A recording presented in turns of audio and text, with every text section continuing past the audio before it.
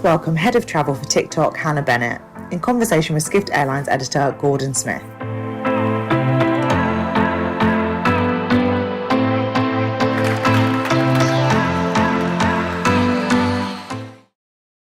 Hannah, welcome to Megatrends. How are you? I'm good. Terrible time, Thank you very much. No, all good. I'm conscious I'm probably going to start coughing. But yes, I'm very well, thank you. How are you? Doing very well. Great. I like to think of TikTok users and those who interact with TikTok in sort of three broad groups. You've got the uninitiated, the unconvinced, and those who are unable to put it down. I'm sure our audience broadly reflect some of those, all of those. But love it, hate it, or feel indifferently, there's no denying TikTok's place, its presence, its influence. But what we're going to really drill into over the next 20 or so minutes is its relationship with travel, because I think that's maybe a little less clear. For those that know TikTok, but maybe don't know how you interact with the travel industry, what's the pitch? What's the pitch? Good question.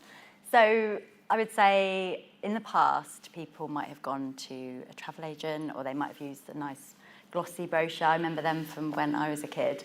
And then maybe more recently visited sort of online search engines. But now what we're seeing is that people are coming to TikTok to plan their travel itineraries based on, I can see a few nods, which is very reassuring, based on the experiences of TikTok travelers. The fact that, for those of you who don't know the platform, everything is full screen, it's sound on, it has the ability to be fully immersive. And when it comes to travel, that's perfect, right? You're able to transport that person to the destination.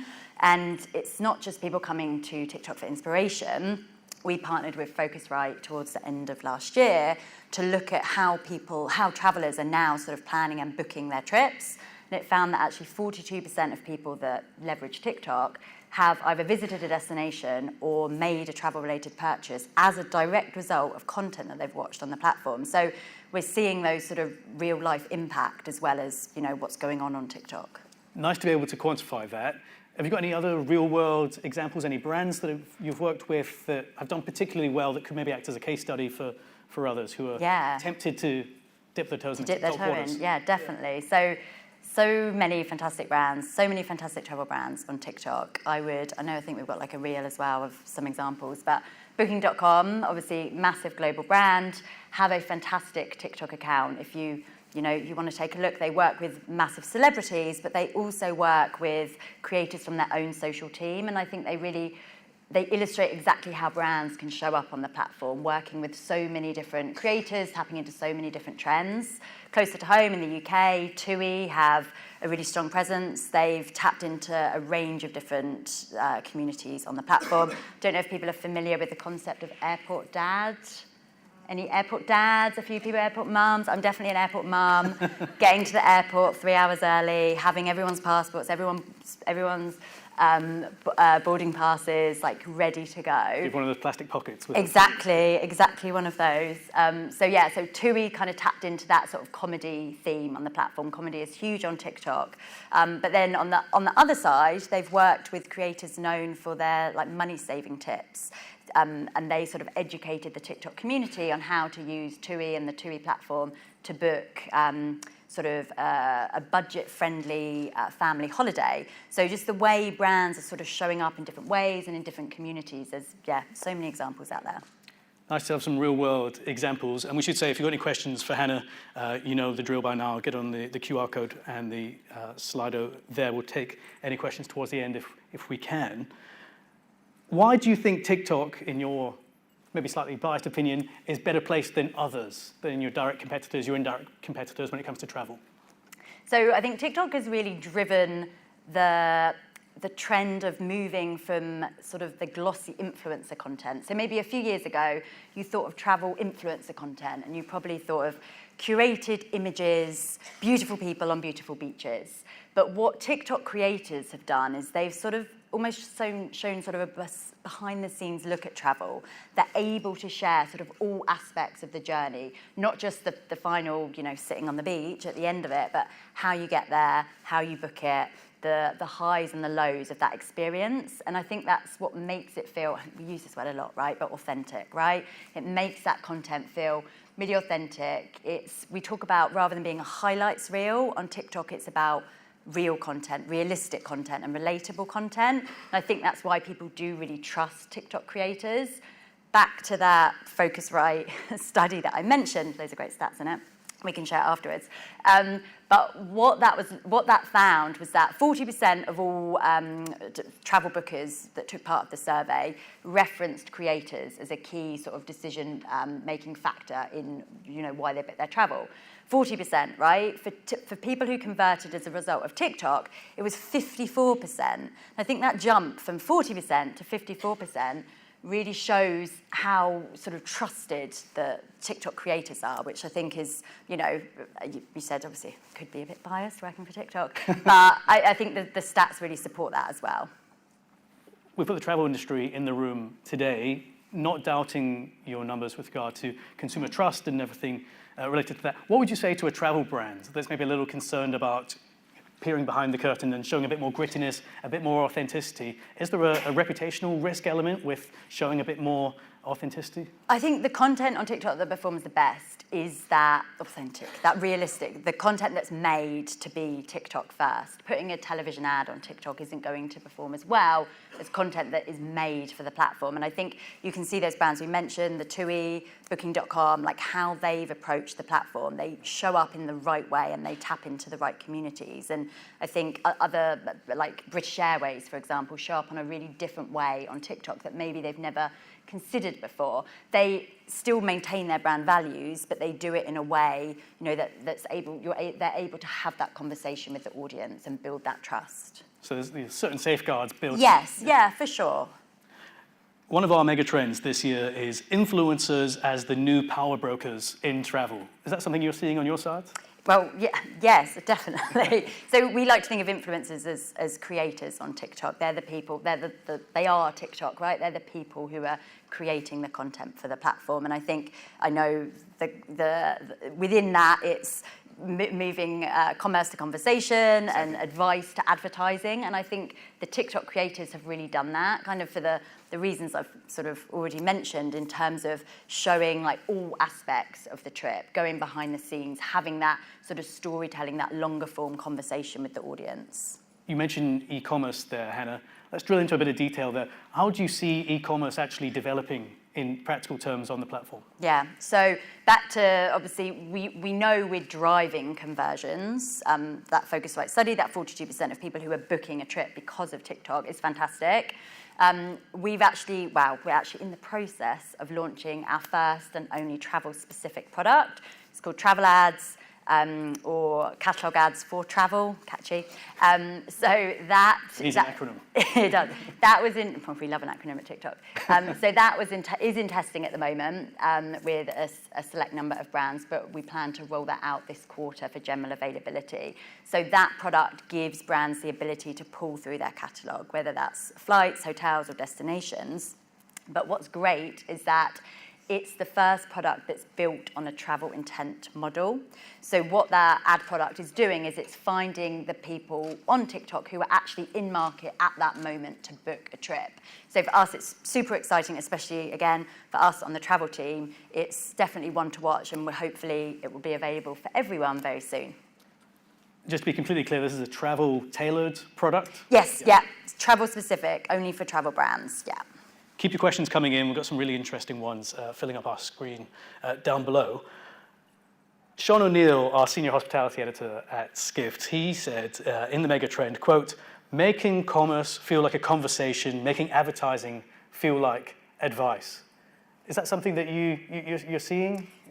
Yeah, yes. In real terms, these are people having quite personal conversations about their holiday, their flight. There's more authenticity there. I'm just wondering where maybe the ethical line draws in terms of when you are starting to sell people products.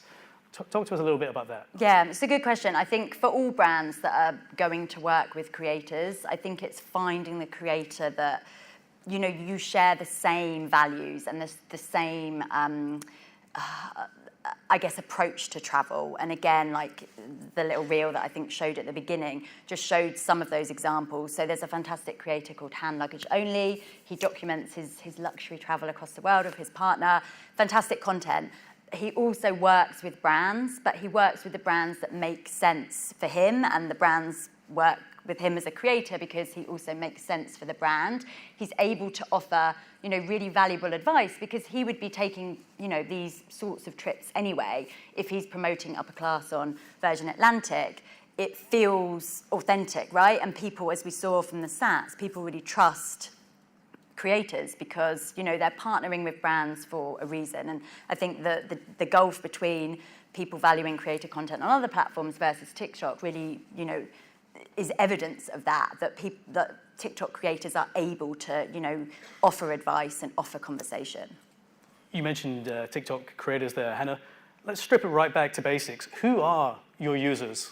Yes. Because there's maybe some misinformation out there with regards to they're all Gen Zs and they're all maybe under 25. Is that the reality? What does your internal data show? I think where we've grown so quickly over a short space of time, I think there is definitely still that sort of misconception that we are just a younger platform. I don't know, are people here on TikTok? Show of hands? Hands up. But a third to 50%? Yeah, okay. So we now actually have 1 billion people on the platform globally, right? Over 1 billion. That's massive. There's 170 million people active on TikTok in the US. There's 150 million active in Europe. Our average age is now over 30. I think we've shown that we have, such a diverse audience, and the content's gone hand in hand. Like, we wouldn't have the users, the community, if we didn't have the content, and vice versa. And when it comes to travel, there's so many different subcategories that, there's something for everyone on there. TikTok's a relatively new platform, but it is getting a little more mature. Do you find that users who maybe start when they're younger, do they stick with the platform as they get older? Are you going to eventually, maybe in a decade's time, have quite a mature demographic potentially using TikTok? Yeah, I mean, exactly that. So we continue to grow the audience, but also the audience that have been with us from the start are also obviously naturally starting to age up. You don't hit 30 and delete it. You do not hit 30 and delete it. So on average, I think people are spending roughly a movie length of time on the platform. As we know, movies are getting longer as well, right? The time people are spending on TikTok is also getting longer. And that is the same, that we're seeing that similar engagement for an older audience as we do a younger audience. They're just watching and consuming different content. Interesting you mentioned the older audience there, Hannah. Is there a potential for maybe a more luxurious travel brand to get involved as your demographic maybe matures, has a higher disposable income? What would you say to someone in the audience who represents a luxury or higher end travel brand or organization who says, TikTok's not for me, you're not going to be able to get that ROI? Would you be able to? Yeah, well, I think that, the fact that we have so many people on the platform from so many different backgrounds, there's definitely a luxury travel audience as well. I had a quick look the other day, I think in the UK, just in the last month, for luxury travel, the specific hashtag luxury travel. For those of you familiar with hashtags, you don't have to use that hashtag, but it just shows you like a bit of a reflection. 27 million views for that in the last month. I think 6 billion in total. There's an audience there, and what's great about TikTok, it's built on what we call a content graph. So if you're on TikTok, you're going to see content that's relevant for you. It's not about who you're following, it's not about your demographic, it's what you're interested in. So if you're interested in luxury travel and you're that audience, you're going to see that content. Back to that, the Focusrite study that I mentioned, I think there's obviously still that misconception around the audience and the spending power. What was really interesting about that is that on the average spend per trip per person for people that converted because of TikTok was actually nearly £100 higher than people who converted on TikTok versus other social platforms. And it was actually £400 higher than people that weren't influenced by social platforms. So I think we've really shown that we don't just have the audience, but they also have a spending power. Just sticking with luxury, if I can. Yeah, of course. Everyone likes to sort of peer behind the curtain and take a look at maybe products, hotels, destinations that they wouldn't be able to discover, but they're not necessarily following through and buying that. So you might be interested in luxury travel, but you could be sitting in your single bed at your parents' house. Aspirational, perhaps, but it doesn't always have that ROI follow-up. What you are maybe suggesting is that people are spending and that demographic is getting older. Yeah, definitely. And I think back to I mentioned Hannah Gajoni, he's just one of many sort of luxury creators, and brands are leaning in and they're partnering with creators such as him to, reach the right audience with the right messaging. Need to address an important question, and it's one that has come up on the audience Q&A. It's a very interesting time to be speaking to TikTok. Potentially next Sunday you'll be outlawed in the US. You're already banned in India. The New York Times reported yesterday there's 20 other countries that you're currently facing various court battles or regulatory battles. What would you say to a travel organization, potential customer, brand partner, who doesn't want to touch you because you may be a little too hot right now?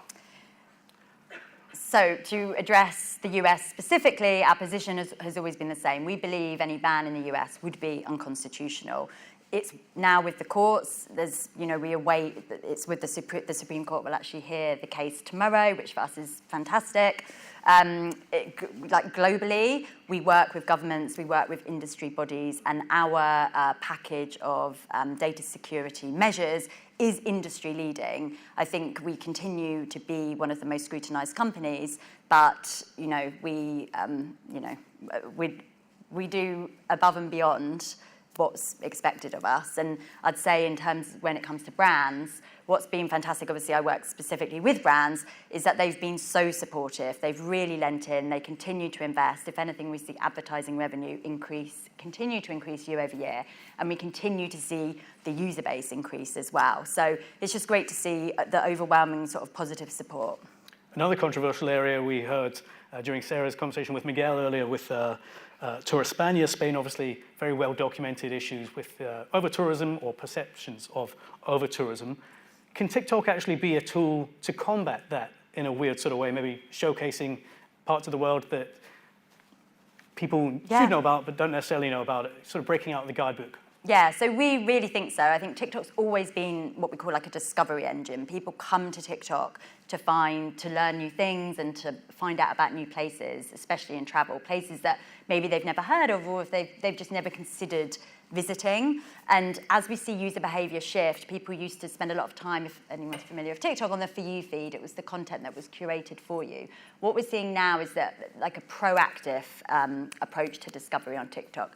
People are coming to search on the platform and they're searching for what we call destination dupes, that alternative destination that maybe is very similar to somewhere else. I mean, content I've seen recently around Bosnia, rather than going to Croatia, Ljubljana, rather than going to Venice. There's some nice content around a romantic break to Bruges, rather than your traditional Paris. I think we've actually got one from Portugal. I think we do, yes. If we can pull it up. Okay guys, overhyped destinations and where to go instead. The Algarve region in Portugal. Don't get me wrong, part of this region is absolutely beautiful, but a lot of the towns and beaches get super crowded in the summer. It's also 3 hours from Lisbon and everyone skips over the most incredible part of Portugal, which is where you should go instead, Comporta, Portugal. Comporta is only an hour south of Lisbon, and like I said, everyone skips past it to go to the Algarve region. I had an absolutely incredible time here. A lot of people consider this the Hamptons of Portugal without the crowds and traffic. And I think just to I guess touch on that, that's like half, I think less than half the length of the full video. So it just kind of shows kind of a little bit off topic, but the storytelling element, the fact that there's a conversation on TikTok that people are taking part of rather than, that glossy brochure or speaking to a travel agent, people are able to kind of see that experience. As someone who's based in Lisbon, I can vouch for that piece. Ah, there we go. Yeah. What would your advice be to a travel organization considering TikTok? Have you got sort of one golden piece of advice? I think showing up authentically again, right? So thinking TikTok first, and tapping into like the right communities. Like you don't have to think about travel creators, for example, like we mentioned about the airport dad theme for TUI, thinking about comedy, or I know Expedia have run a whole piece on destination dupes. What can you offer as a brand? And I think working with creators is a really great way to do that, as long as you're, partnering with a creator that makes sense for you. One from the audience here. What examples are you seeing of TikTok being used for B2B rather than B2C? If not in travel, is there anything we can learn there? I mean, that's a really good question. I think in terms of B2B in terms of travel, in terms of business travel, is definitely a topic that's now sort of been a bit slow to grow, but it's something that's really growing now. I'd say also what we see a lot on TikTok is sort of recruitment for different companies and different travel companies as well, like finding the new sort of star employees almost as well is another sort of theme on the platform that I guess we've not really just touched on yet today. For the reception, perhaps. Another one here from the audience. how does TikTok ensure people's algorithms aren't getting flooded with generic branded content that simply isn't resonating? Not everyone will be Duolingo or Ryanair, this person suggests. I mean, to be honest, I've not heard of that really happening. I think the algorithm on the For You feed is very good at selecting the content for you. If you're engaging in the content, it's going to show you more of that content. If you're skipping past it, it will start to learn. But I think also that shift, I won't touch my microphone, that shift to search as well, the fact that people now, they're not just waiting to see what they get, they're being really proactive about what they're searching for, and that's able to also feed into the algorithm and tell it, what you want to see more of. If we can just end on a, Yes. on a positive note, hopefully for you, what is your vision for 2025? Any clues, any trends that you're seeing on your side that you could share with the audience? Yeah, I think the idea of destination dupes, like where is that new destination? I think that will continue to grow, and kind of in a similar vein, slow travel, kind of taking longer to enjoy somewhere, even if you're still just going for a weekend, not seeing it as an opportunity to tick off all the hot tourist spots, like maybe being a bit more immersed in the culture. Definitely something we're seeing more on TikTok, and similar to live tourism, that's obviously one of the mega trends, that idea of fandom, that as a travel brand, what are people traveling for? Is it sport? Is it music? Or is it something a little bit more niche? I know in one of those examples, it was about Tolkien heads. So people who love Lord of the Rings, there's content there for people who want to kind of learn more about hobbits, for example. So I think that just shows like there really is something for every sort of subcategory on the platform. Nothing's too niche. Nothing is too niche, no. Well, plenty of niches we can discuss at the reception, Yes. which is taking place shortly. Hannah, thanks so much for joining us. Pleasure. Thank you, everyone.